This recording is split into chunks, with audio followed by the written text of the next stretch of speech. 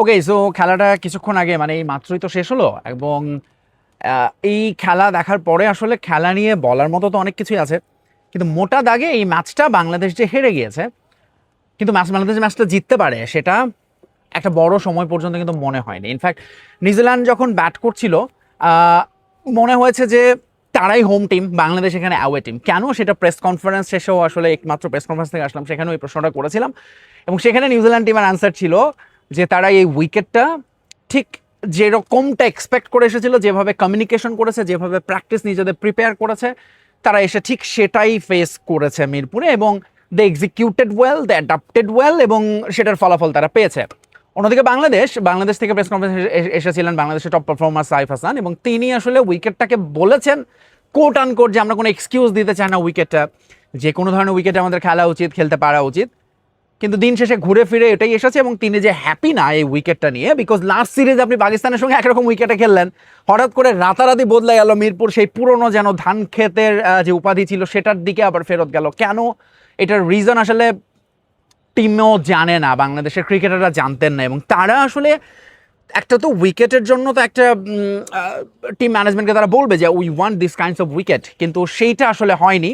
বরং যেটা হয়েছে দিন শেষে এইটা নিউজিল্যান্ডকেই অনেক বেশি ফেভার করেছে এবং নিউজিল্যান্ডকে ফেভার করেছে বলতে তারা এটাকে ওয়েল অ্যাডাপ্ট করেছে। আমরা বরং একটু শুরু থেকে আসি। নিউজিল্যান্ড যখন টস জিতে ব্যাট নিয়েছে এবং শুরুতে মনে হচ্ছিল এই উইকেটে যেহেতু একটু ঘাস রাখা আছে, প্রবাবলি পেসাররা এখানে ভালো করতে পারবে, সেটা তারা করছিল না এবং ওই সময়টা নিউজিল্যান্ড খুবই সাবধানে খেলে। আপনি যদি নিউজিল্যান্ডের পাওয়ার প্লে দেখেন, 10 ওভারে মনে হয় তাদের রান রেট ছিল 4-এর নিচে ফার্স্ট পাওয়ার প্লেতে। কারণ তাদের ওই টার্গেট সেট আপটা ছিল, মাইন্ড সেট আপটা ছিল যে আমরা পুরো 50 ওভার খেলবো এবং শেষের দিকে আমরা মিডল ওভারটাকে কাজে লাগাবো এবং শেষের দিকে আমরা রানটাকে গিয়ার আপ করবো এবং এক্স্যাক্টলি তারা সেটাই করেছে। আপনি যদি দেখেন পুরো নিউজিল্যান্ডের ইনিংসটা ওয়েল ইঞ্জিনিয়ার্ড। শেষ 10 ওভারে তারা 63 রান তুলেছে, 3 উইকেট হারিয়েছে বটে, কিন্তু মিডল ওভারে তারা কখনোই প্রেশারটা এবং অলওয়েজ 250 ওয়াজ দেয়ার পার স্কোর, যে তারা যে কোনো অ্যাবাভ 250 করবে, সেটা যদিও শেষ পর্যন্ত তারা করতে পারেনি, of course thanks to Bangladesh bowler, Bangladesh bowling. কিন্তু বাংলাদেশে দেখেন উল্টোটা ঘটেছে, পাওয়ার প্লেতে আমরা 50+ রান করে ফেলেছি, কিন্তু মিডল ওভারে উই ওয়ার আউটপ্লেড। মিডল ওভারে আসলে আমরা ঠিক জানতাম না বাংলাদেশের যে মিডল অর্ডার ক্রাইসিস, যেটা পাকিস্তান সিরিজ থেকে বলা হলো যে লিটনকে মিডল অর্ডারে খেলানো হবে, আফিফকে দিয়ে চেষ্টা করা হচ্ছে এবং এখনও এই সিরিজে এসে সেটার এক্সিকিউশন আমরা দেখতে পাচ্ছি না। একই রকম চেষ্টাতেই রয়ে গেছে, বাংলাদেশের মিডল অর্ডারের সংকট কাটছে না, ফলে মিডল ওভারে বাংলাদেশ ম্যাচটা হেরে গেছে। মিডল ওভারে কিভাবে হেরেছে দেখেন, 24তম ওভারে একটা বাউন্ডারি হলো, পরের বাউন্ডারি হলো কখন বলেন তো?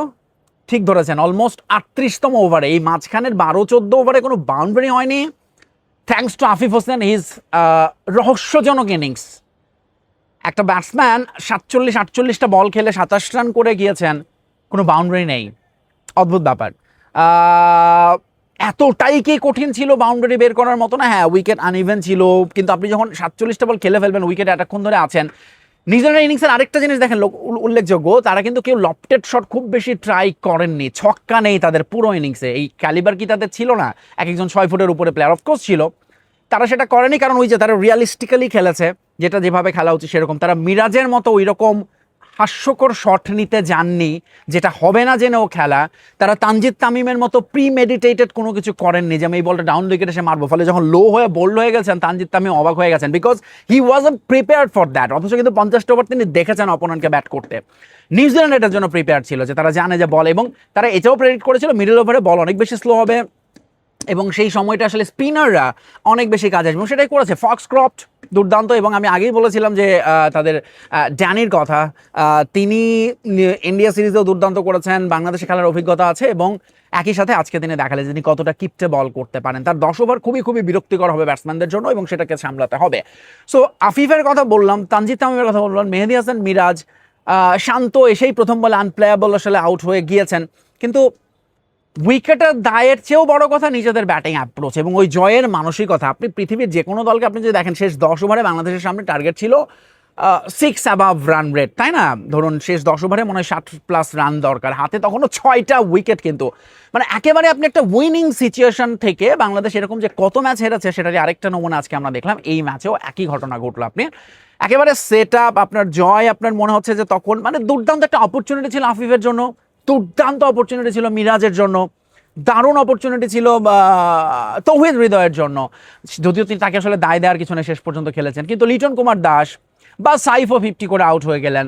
ফলে ওই যে বাংলাদেশ দলের ওই মাইন্ড সেট আপটা আমার কাছে মনে হয়েছে শুরু থেকে মিসিং ছিল। এবং ভাই একটা জিনিস আমি বলতে বলতে টায়ার্ড, আমি শিওর আমি আমার নেক্সট প্রেস কনফারেন্সে মেহেদী হাসান মিরাজ বা টিমের কোচ এবং ক্যাপ্টেনকে প্রশ্নটা করতে চাই, where is Bangladesh 6 bowling option, not even in, মানে কোনো ফরম্যাটে না। টেস্টে যান 5 জন বোলার নিয়ে খেলবে, কখনো কখনো 4 জন, ওয়ান ডেতে যান 5 জন বলারকে দিয়েই 50 ওভার বল করাবে। এই হিউমিডিটি, এই ওয়েদারে আপনার পেসাররা টায়ার্ড হবে, আপনি তাদেরকে দিয়ে 10 ওভার বল করানো হচ্ছে, যেহেতু আপনার টিমে হাত ঘোরানোর মতো অপশন আছে। এগেইন এইটা এই ম্যাচে কোনো পার্থক্য করে দেয়নি, বোলাররা তাদের কাজটা ঠিকঠাক করেছে, কিন্তু this is a valid or basic question যে আমার কেন ষষ্ঠ বোলিং অপশন থাকবে না বা আমি তাদেরকে ইউজ করব না। সাইফ ছিল, আফিফ ছিল, শান্ত নিজে হাত ঘোরাতে পারেন।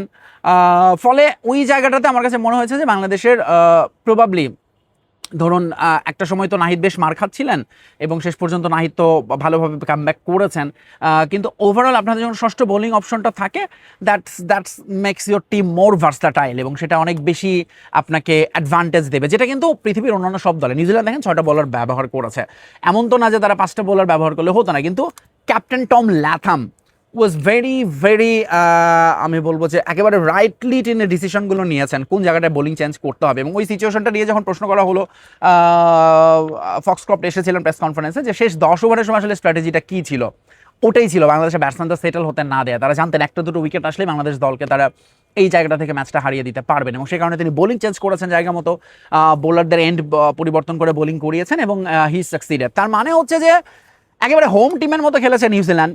অ্যাডাপ্টেবিলিটি বলুন, রিসার্চ বলুন এবং নিজেদের প্রিপারেশন বলুন, এই দিক থেকে চিন্তা করলে বাংলাদেশ অনেক আগে তাদের ক্যাম্প শুরু করেছে, কিন্তু আসল জায়গাটাতে বাংলাদেশের একটা বড় ঘাটতি কিন্তু হয়ে গিয়েছে। মিরপুরে এই উইকেটের জন্য বাংলাদেশের ক্রিকেটাররা নাকি প্রস্তুত ছিলেন না, যে ওই উইকেটটা, কারণ পাকিস্তানের সঙ্গে আপনি যেরকম খেলেছেন হঠাৎ করে এরকম উইকেট আসলে হয়তো বা দল এক্সপেক্ট করেনি, কিন্তু শেষ পর্যন্ত সেটাই হয়েছে। সো নেক্সট দুটো ম্যাচ আছে। এখানে আরেকটা মজার ব্যাপার ঘটলো, সেটা হচ্ছে নিউজিল্যান্ড বাংলাদেশ সফরে আসছে 2004 সাল থেকে, কিন্তু তারা কখনোই সাধারণত প্রথম ম্যাচটা আসলে বরাবরই তারা এখান থেকে 2004-এর প্রথম সিরিজের পরে যতগুলো সিরিজ খেলেছে 2008, 10, 12, almost every now and then New Zealand এসেছে এবং তারা কিন্তু প্রথম ম্যাচ কখনো জিততে পারেনি। ইনফ্যাক্ট লাস্ট ইয়ারেও প্রথম ম্যাচটা বৃষ্টিতে পরিত্যক্ত হয়ে গিয়েছিল।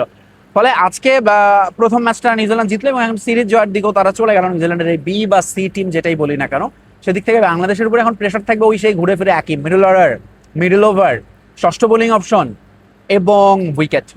এই বেসিক জিনিসগুলো বাংলাদেশ দল আসলে কখন কবে ঠিক করতে পারবে তার উপর ডিপেন্ড করবে নেক্সট দুটো ম্যাচের ভাগ্য। ওকে, বাই বাই, টাটা।